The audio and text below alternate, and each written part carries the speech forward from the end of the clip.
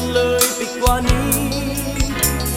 อาจจะมีปัญหาที่ค้างคาหันหน้าเจรจาตกลงกันอยากให้เฮาสองของฮักให้คงมันแต่ความสัมพันธ์นับวันยิ่งลางลานับจากวันที่สองเฮาพบกันมากับเสื่อมราคามามางใจคิดแล้วมันยิ่งปวดหัวแทบตายจะคืนจะขายก็บ่ออกหวังทั้งหวังว่าอยากจะเข้าหัวใจเมื่อคิดไปมันน่าเบื่อคนหลงตัวเองว่าเป็นคนสำคัญ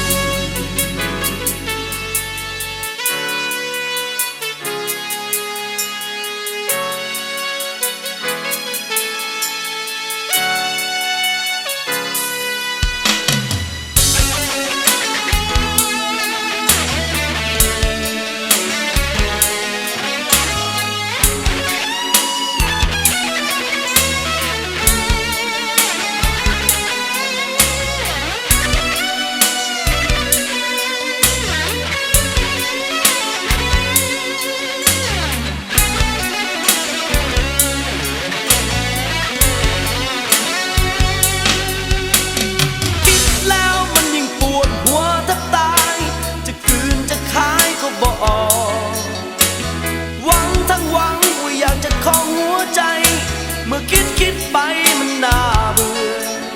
เบื่อคนหลงตัวเองว่าเป็นคนสำคัญสากชีวิตคนต่างไฟหา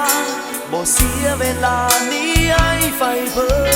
บ่อยากมัวหลงละเมอเป็นส่วนเกินหากมัวหลงเดิน